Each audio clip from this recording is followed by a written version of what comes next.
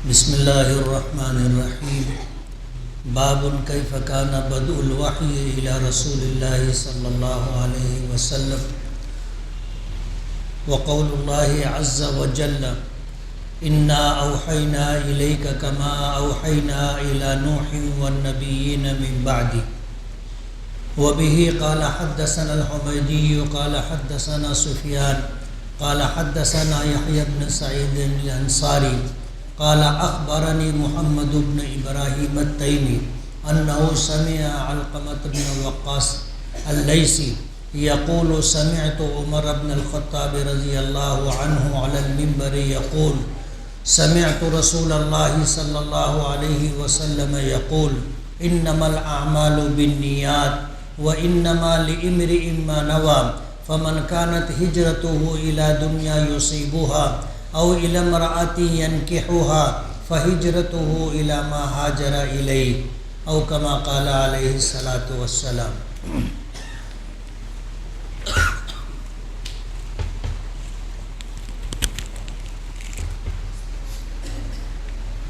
بزرگان محترم اور عزیز دوستو، آج کے اس پروگرام کے صدر محترم حضرت مولانا انیس الرحمن قاسمی شیخ الحدیث دارالعلوم محمدیہ، ہمارے معزز مہمان حضرت مولانا سراج احمد قاسمی شیخ الحدیث صدر مدرس جامعہ بیت العلوم مالیگاؤں، ادارے کے اساتذہ، حفظ کی تکمیل کرنے والے طلباء، بخاری شریف کی افتتاح کرنے والے طلباء اعزام، بزرگوں اور دوستوں، نبی کریم صلی اللہ علیہ وسلم کا ارشاد مبارک ہے ترکت فیکم ثقلین لن تضلوا ما تمسکتم بہما کتاب اللہ و سنتی.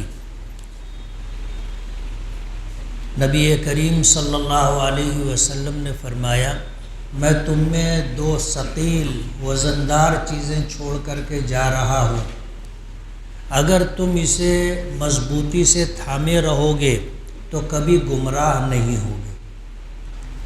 ایک ہے اللہ کی کتاب قرآن کریم اور ایک ہے نبی کریم صلی اللہ علیہ وسلم کی سنتیں. آج اس مجلس کے اندر الحمدللہ اللہ کی کتاب کی حفظاً تکمیل کرنے والے 4 بچے ہیں، بخاری شریف کا افتتاح کرنے والے 3 بچے ہیں. تو اللہ کی کتاب کہو اور نبی کریم صلی اللہ علیہ وسلم کی سنت کہو، آج کے ہمارے اس تقریب کا عنوان یہی ہے.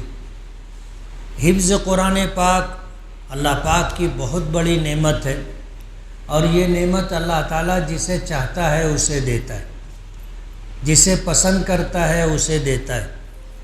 جسے اللہ پاک اپنی سب سے بڑی نعمت جو آخرت میں ملے گی جنت، جسے دینا چاہے اسے یہ نعمت عطا کرتا ہے. حافظ قرآن تو جنت میں جائے گا انشاءاللہ. اس کی وجہ یہ ہے کہ کل قیامت کے دن حافظ قرآن سے اللہ پاک یہ فرمائیں گے کہ میں نے تجھے اپنی کتاب، اپنے کلام کا حافظ اسی لیے بنایا تھا کہ تجھے جنت میں داخل کرنا تھا.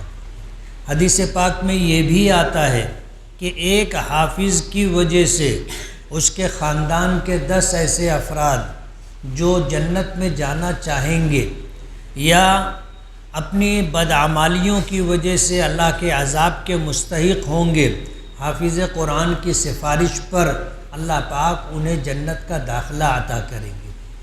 آج دنیا میں اگر کسی بڑے عہدے پہ رہنے والے شخص سے کسی کا تعلق ہو، اور تعلق بھی ایسا ہو کہ تعلق رکھنے والا اگر سفارش کر دے کسی کے لیے اور وہ سفارش قبول کر لی جائے تو اس شخص کے لیے بہت بڑے اعزاز کی بات ہوتی ہے، اور لوگوں میں اس کا ایک وزن ہوتا ہے. لوگ کہتے ہیں کہ اس کی بہت پہنچ ہے، بڑے لوگوں سے اس کے تعلقات ہیں، اس کی سفارش پر کام بن جاتا ہے. جبکہ دنیا میں جس شخص سے کام بنایا گیا یا بنوایا گیا وہ خود ایک انسان ہوتا ہے، محتاج ہوتا ہے اور اپنے اوپر کے لوگوں کا پابند ہوتا ہے، جواب دہ ہوتا ہے۔ لیکن کل قیامت کے دن جب کہ صرف اور صرف اللہ رب العالمین کی خدائی ہوگی اور سارے اختیارات اللہ پاک کے پاس ہوں گے۔ قرآن کریم کی پہلی سورت سورہ فاتحہ میں ہے کہ مالکی یوم الدین، بدلے کے دن اور جزا کے دن کا تنہا مالک وہ ہوگا، اور حاکمیت بھی ایسی کہ کسی کی ہمت اور سفارش نہیں ہوگی کہ اللہ کی بارگاہ میں جا کر پیش ہو کر کسی کے حق میں سفارش کر سکے۔ شفاعت کبریٰ کے متعلق وہ حدیث آپ نے پڑھی ہوگی، سنی ہوگی کہ قیامت کے دن حالات ایسے ہوں گے کہ تمام انسانیت میدان محشر میں جمع ہوگی اور اللہ پاک اتنے غضبناک ہوں گے کہ نہ اس سے پہلے کبھی اتنے غضبناک ہوئے، نہ اس کے بعد کبھی اتنے غضبناک ہوں گے، اور حالات ایسے ہوں گے کہ حساب و کتاب شروع نہیں ہوگا، سورج سوا نیزے پر ہوگا، یعنی گرمی کی اتنی شدت ہوگی کہ لوگ اپنے پسینے میں ڈوب رہے ہوں گے۔ کسی کا پسینہ اس کے ٹخنوں تک ہوگا، کسی کا پسینہ گھٹنوں تک ہوگا، کسی کا پسینہ کمر تک، کاندھے تک ہوگا، کوئی اپنے پسینے میں ڈوب رہا ہوگا، اور ہر ایک نفسی نفسی میں مبتلا ہوگا کہ پتہ نہیں میرے بارے میں اللہ پاک کی طرف سے کیا فیصلہ ہوتا ہے۔ ایسے حالات میں لوگ حضرت آدم علیہ نبینا علیہ السلام کے پاس پہنچیں گے اور عرض کریں گے کہ آپ ابو الانبیاء ہیں، ابو البشر ہیں، اللہ نے آپ کو نبی بھی بنایا، اللہ نے آپ کو رسول بھی بنایا، آپ کو اپنی دست قدرت سے بنایا، آپ میں جان ڈالی، فرشتوں سے سجدہ کروایا، آپ اللہ کی بارگاہ میں سفارش کریں کہ اللہ پاک حساب و کتاب شروع فرمائے۔ حضرت آدم علیہ السلام جواب دیں گے کہ آج اللہ پاک اتنے غضبناک ہے کہ نہ اس سے پہلے کبھی اتنے غضبناک ہوئے اور نہ اس کے بعد کبھی اتنے غضبناک ہوں گے، میں نہیں جا سکتا سفارش کرنے کے لیے۔ اگر میں جاؤں، اللہ پاک نے اگر مجھ سے پوچھ لیا کہ ہم نے تمہیں اپنے دست قدرت سے بنایا تھا، فرشتوں سے سجدہ کروایا تھا، جنت میں ٹھکانہ عطا کیا تھا، اور صرف ہمارا حکم یہ تھا کہ وَلَا تَقْرَبَا هَٰذِهِ الشَّجَرَةَ کہ اس درخت کے قریب مت جانا، تم درخت کے قریب کیوں گئے اور تم نے اس درخت سے کیوں کھایا؟ تو میرے پاس کوئی جواب نہیں ہوگا، اور کہیں ایسا نہ ہو کہ اللہ پاک میرے لیے کوئی سخت فیصلہ فرما دے، اس لیے میں اللہ کے سامنے نہیں جاؤں گا۔ لوگ حضرت آدم علیہ نبینا علیہ السلام کے پاس جائیں گے، حضرت نوح علیہ السلام سے کہیں گے کہ آپ سفارش کر دیں۔ حضرت نوح علیہ السلام بھی معذرت کر لیں گے کہ اللہ پاک نے مجھے منع کیا تھا کہ طوفان آیا ہے، اپنے بیٹے کے لیے جو مشرک ہے سفارش مت کرنا، تم نے کیوں سفارش کی تھی؟ آج سفارش کے لیے کہا جا رہا ہے۔ اللہ کی بارگاہ میں اگر میں گیا اور اللہ پاک نے یہی سوال مجھ سے پوچھ لیا تو میں کیا کروں گا؟ غرض انبیاء کرام علیہم السلام میں مختلف انبیاء کے پاس لوگ جائیں گے، سفارش کروانا چاہیں گے، لیکن کوئی بھی سفارش کرنے کی ہمت نہیں کرے گا۔ آخر میں نبی کریم صلی اللہ علیہ وسلم کے پاس لوگ پہنچیں گے اور سفارش کے لیے شفاعت چاہیں گے کہ آپ اللہ کی بارگاہ میں چلیں اور سفارش کریں، تو حضور پاک صلی اللہ علیہ وسلم سب کچھ سننے کے بعد فرمائیں گے ہاں میں ہی سفارش کروں گا۔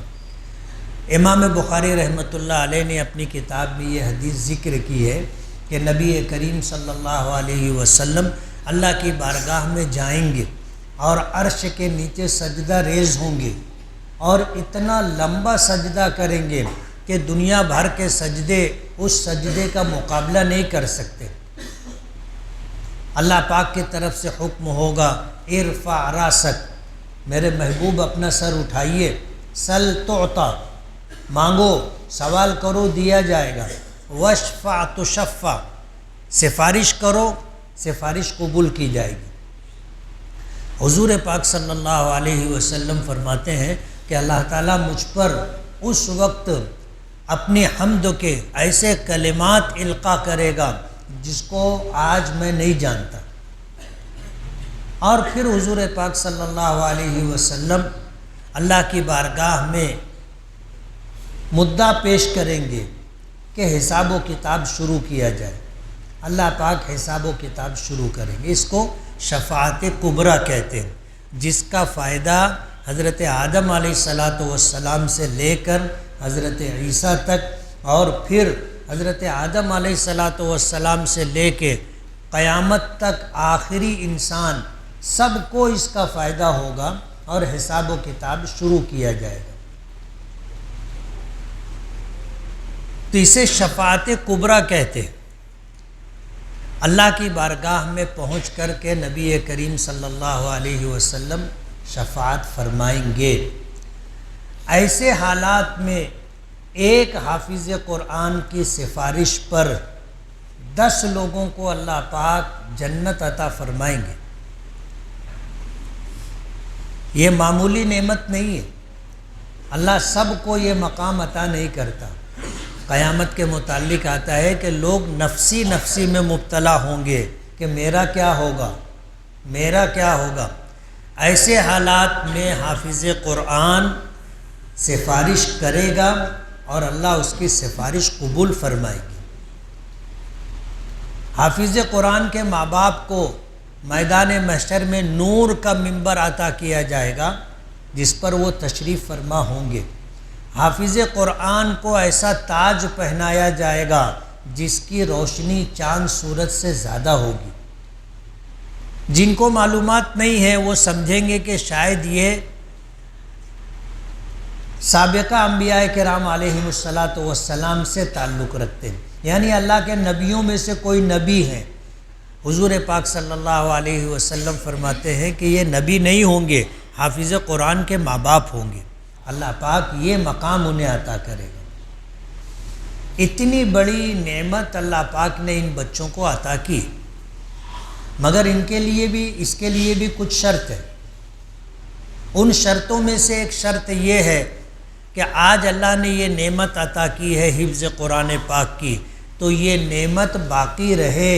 حافظ قرآن قرآن کریم سے ایسا تعلق رکھے کہ یہ بھولے نہ، قرآن کریم اسے یاد رہے، اور پھر قرآن کریم کے احکامات پر عمل کرتا رہے، قرآن کریم کے حلال کو حلال اور حرام کو حرام سمجھے، اور قرآن کریم میں اللہ کے احکامات کو پیش نظر رکھ کر زندگی گزارے۔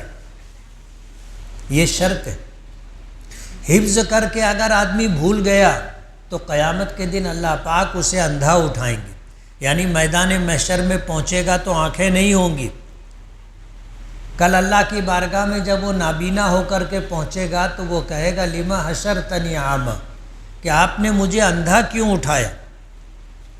لما حشرتنی اعمی وکنت بصیرا، کہ میں تو دنیا میں آنکھوں والا تھا، دیکھتا تھا۔ اللہ پاک فرمائیں گے کہ تم نے دنیا میں میرے کلام کو بھلا دیا تھا تو آج تم کو بھی ہم نے بھلا دیا ہے۔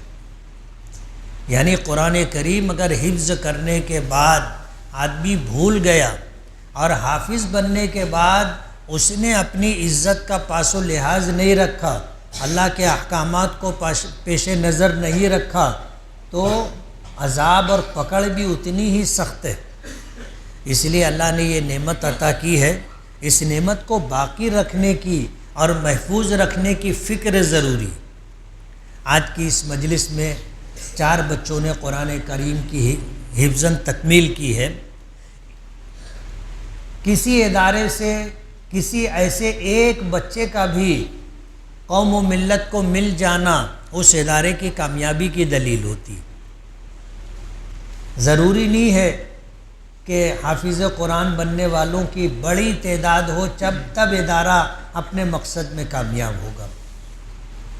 اور جو لوگ ادارے کا تعاون کرتے ہیں ان تعاون کرنے والوں کے تعاون پر اسی وقت اجر ملے گا جب حفظ کرنے والے بچوں کی یا عالم بننے والے بچوں کی ایک بڑی تعداد۔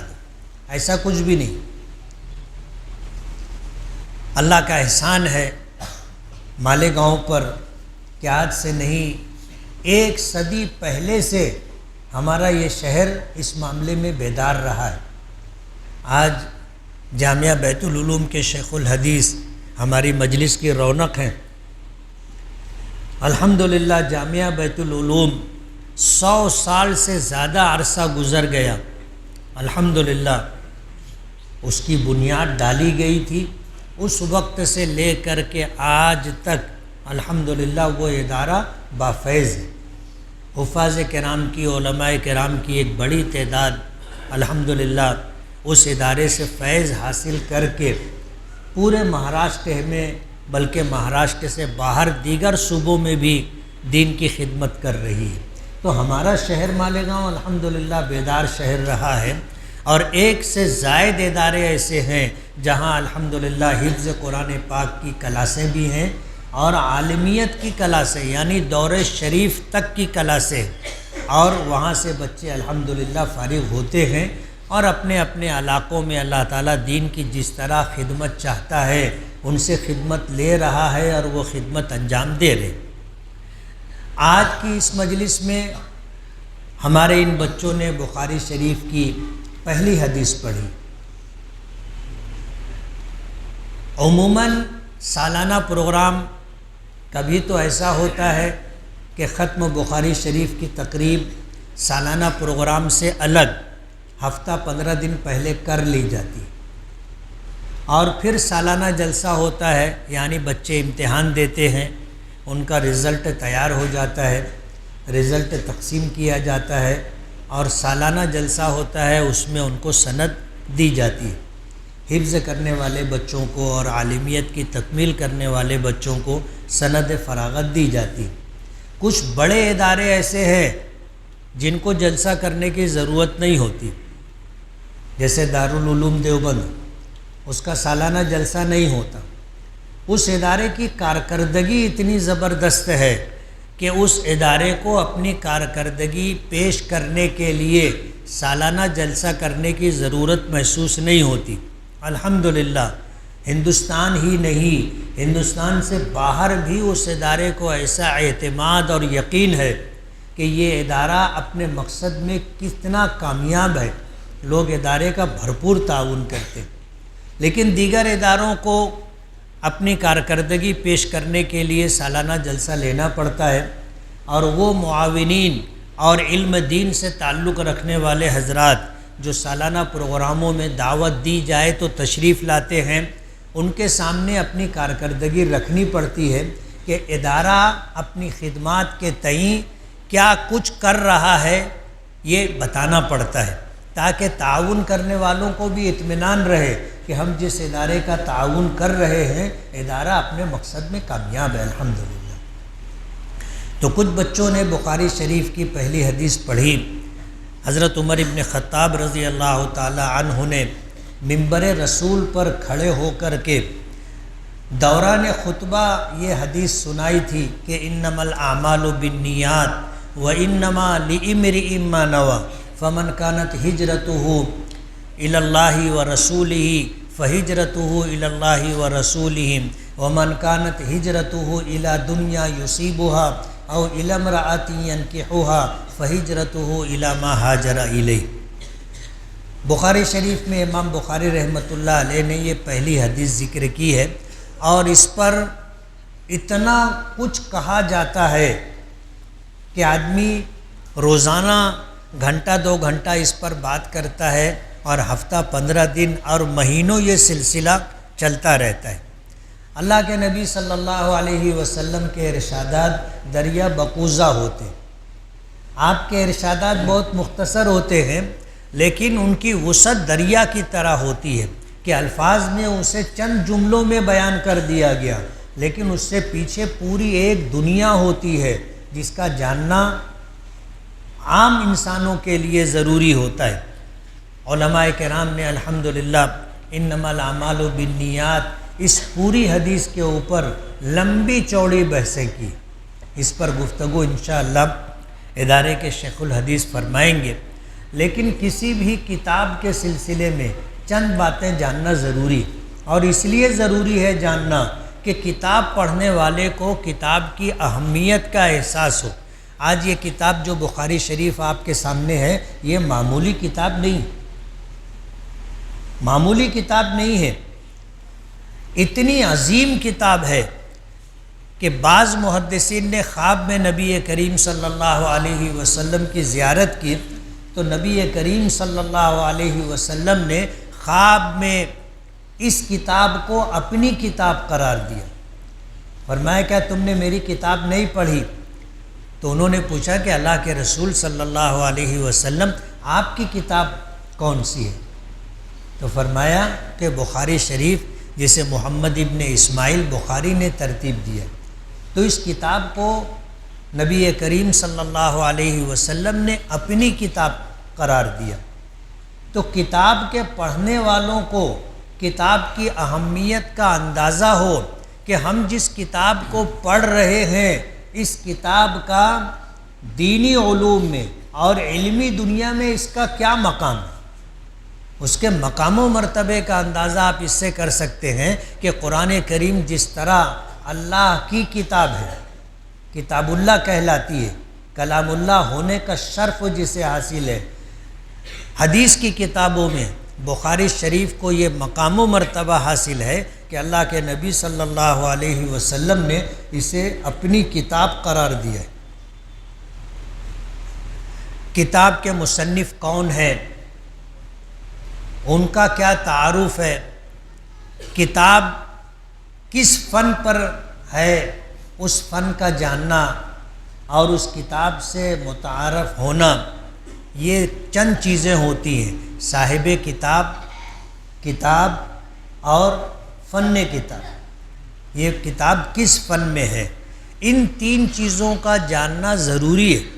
میں اپنے ان بچوں سے کہنا چاہوں گا کہ مختصر سے وقت میں ان تینوں چیزوں کو تفصیل سے بیان کرنا مشکل ہے، لیکن آپ امام بخاری رحمۃ اللہ علیہ کے حالات پڑھیے۔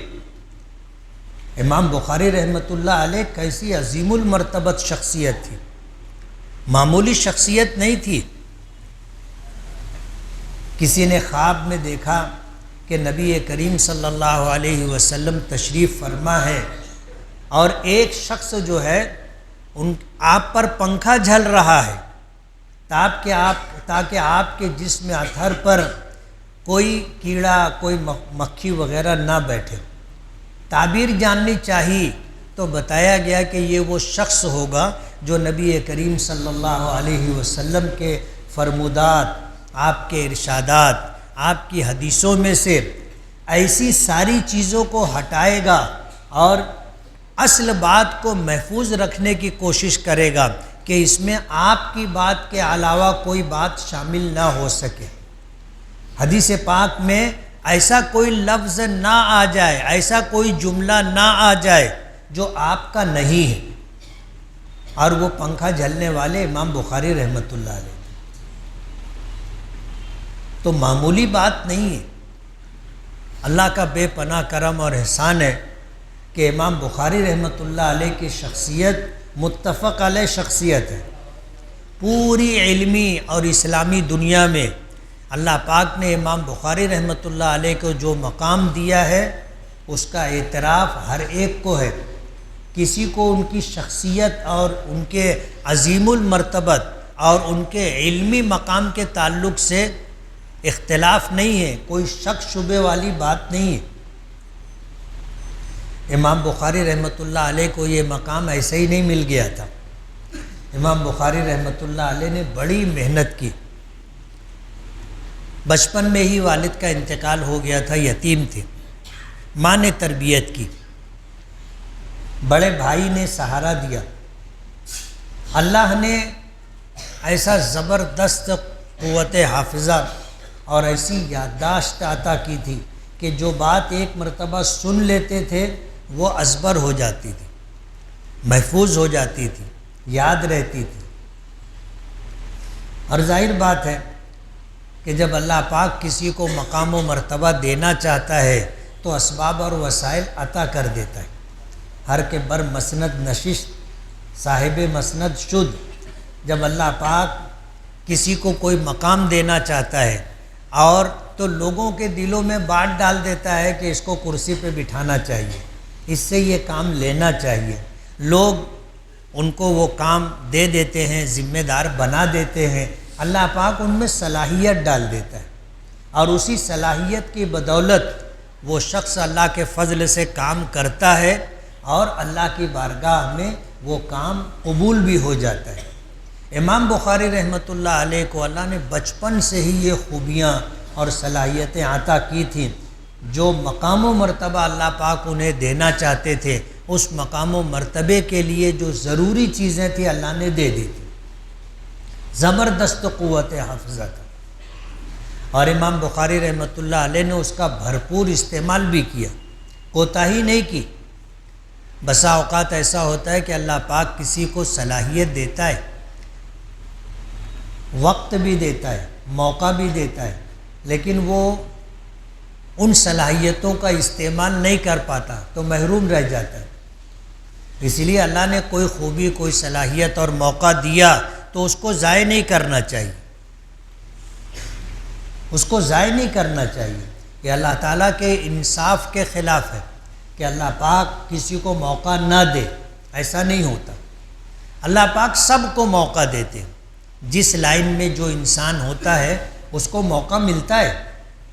اب اگر وہ موقع کا صحیح استعمال نہ کر سکے تو یہ اس کی کوتاہی ہے، اس کو موقع کا صحیح استعمال کرنا چاہیے تو محروم نہیں رہتا، کامیاب ہو جاتا ہے۔ امام بخاری رحمۃ اللہ علیہ نے موقع کا بھرپور فائدہ اٹھایا۔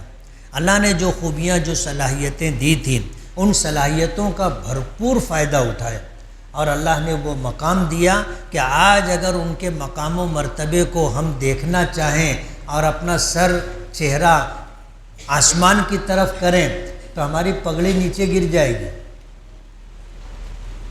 اتنا بلند مقام اللہ پاک نے عطا کیا ہے، حالانکہ عرب کے رہنے والے نہیں تھے،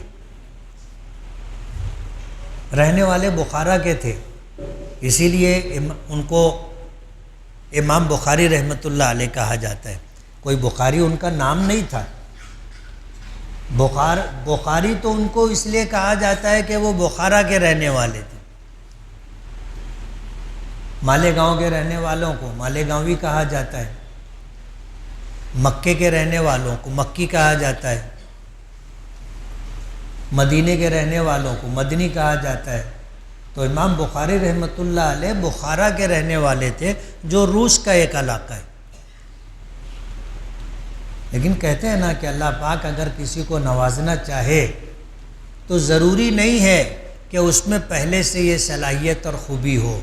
اللہ چن لیتا ہے، نواز دیتا ہے، عطا کر دیتا ہے اور مقام و مرتبہ دے دیتا ہے۔ یہ اللہ کے خزانے میں کمی نہیں ہے اور اللہ قادر مطلق ہے۔ امام بخاری رحمۃ اللہ علیہ کا نام ان کے والدین نے محمد رکھا تھا، محمد نام ہی بڑا پیارا ہے۔ والد کا نام اسماعیل تھا، دادا کا نام ابراہیم تھا، پردادا کا نام مغیرہ تھا، ان کے والد کا نام بردزبہ کہا کہتے ہیں، لیکن بردزبہ کے بارے میں آتا ہے کہ یہ فارسی زبان کا لفظ ہے اور اس کے معنی آتے ہیں کاشتکار کے، کھیتی کرنے والے۔ نام رکھا جا سکتا ہے، نام رکھا جا سکتا ہے، جیسے لوگ نام رکھتے ہیں آج بھی، اویس نام رکھتے ہیں، اویس کے معنی بھیڑیا۔ اردو میں کوئی نام رکھے گا؟ کوئی اپنے بچے کا نام بھیڑیا رکھے گا؟ نہیں رکھے گا، لیکن عربی زبان کا لفظ ہے اور ایک بہت مشہور تابعی ہیں، ان کا نام تھا، تو اسی نام پر ان کا نام اویس تھا، آج ہم لوگ بھی اویس نام رکھتے ہیں۔ نبی کریم صلی اللہ علیہ وسلم کے دادا عبد المطلب نے اپنے پوتے کا نام محمد رکھا تھا۔ کتابوں میں آتا ہے کہ ماضی میں کسی کا نام نہیں تھا محمد، یہ القائی نام ہے، آپ کے دادا کے دل میں بات ڈالی گئی اور انہوں نے محمد نام رکھا، تو اہل عرب جو زبان داں تھے عربی کے معنی جانتے تھے، محمد کے معنی آتے ہیں تعریف کیا ہوا، تعریف کیا ہوا، ساری دنیا جس کی تعریف کرے۔ تو عربوں نے کہا تھا کہ آپ ان کا نام محمد رکھ رہے ہو، یہ نام تو ماضی میں کسی کا ہم نے سنا نہیں۔ تو آپ کے دادا نے کہا تھا کہ ہاں میرا بیٹا محمد ہے، ساری دنیا اس کی تعریف کرے گی۔ امام بخاری رحمۃ اللہ علیہ کے والدین نے اپنے بچے کا نام محمد رکھا، اللہ نے نام کی برکت عطا کی، اور ساری دنیا آج امام بخاری رحمۃ اللہ علیہ کو امام بخاری رحمۃ اللہ علیہ کے نام سے جانتی ہے، اور ان کی کتاب کو بخاری شریف کے نام سے جانتی ہے، جبکہ ان کا نام بخاری نہیں تھا اور کتاب کا نام بھی بخاری شریف نہیں۔ امام بخاری رحمۃ اللہ علیہ کا نام محمد تھا، اور کتاب کا نام جو ہے الجامع الصحیح المختصر المسند من امور رسول اللہ صلی اللہ علیہ وسلم و سننہ و ایامہ، یہ کتاب کا نام امام بخاری رحمۃ اللہ علیہ نے رکھا، الجامع الصحیح المختصر المسند من امور رسول اللہ صلی اللہ علیہ وسلم و سننہ و ایامہ۔ یہ نام ظاہر بات ہے اگر کسی سے پوچھا جائے، حفاظ سے، علماء میں سے بھی اکثر لوگوں سے، تو ان کو بھی پتہ نہیں ہوگا کہ یہ بخاری شریف کا نام ہے، لیکن کتاب کا نام یہی ہے جو میں نے بتایا۔ علمی دنیا میں اسے صحیح بخاری کے نام سے جانا جاتا ہے۔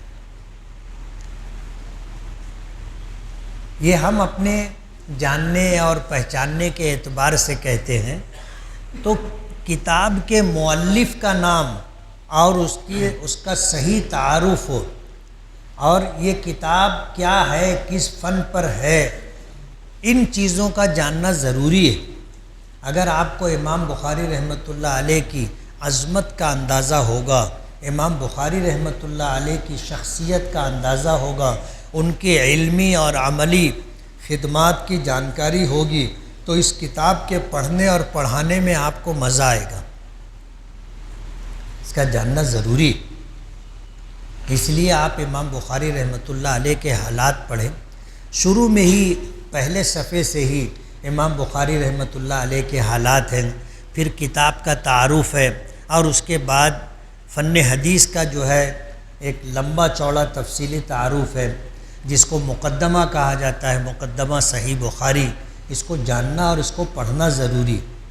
آپ اس کو پڑھو گے تو کتاب سے نسبت ہوگی، کتاب سے انسیت ہوگی، صاحب کتاب کی عظمت دل میں ہوگی، تو پڑھو گے تو انشاءاللہ پڑھنے میں ادب و احترام بھی رہے گا، اور آپ کو اندازہ ہوگا کہ آپ کو پڑھنے سے کیا مل رہا ہے، تو انشاءاللہ کبھی درس چھوٹے گا نہیں، ناغہ نہیں ہوگا۔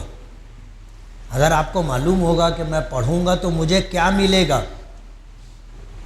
اور ظاہر بات ہے اگر اس کی عظمت کا اندازہ ہوگا تو آپ اسے کھونا نہیں چاہو گے، یعنی بیماری کا بہانہ کر کے سوئے نہیں رہو گے، کوئی بھی بہانہ بنا کر چھٹی لے کر کے گھر نہیں جاؤ گے، پڑھنے کے لیے آئے ہو تو پوری لگن کے ساتھ پڑھو گے۔ تو آج یہ کتاب بخاری شریف کا افتتاح بھی ہے۔ ادارہ اپنی خدمات کے تئیں مالیگاؤں والوں کے لیے محتاج تعارف بھی نہیں ہے۔ الحمدللہ مالیگاؤں کے لوگ اس ادارے کو جانتے ہیں، مانتے ہیں، اس کی خدمات کو دیکھتے ہیں، اور اعتراف خدمات کے عنوان سے اللہ انہیں توفیق دیتا ہے تو زکوٰۃ، صدقات، عطیات سے تعاون کرتے ہیں۔ اور ادارہ الحمدللہ اپنا سال مکمل کر چکا، اور انشاءاللہ آگے بھی ادارہ بافیض رہے گا، کام کرتا رہے گا۔ اللہ تعالیٰ ادارے کی تمام تر خدمات کو قبول فرمائے۔ وآخر دعوانا الحمدللہ رب العالمین۔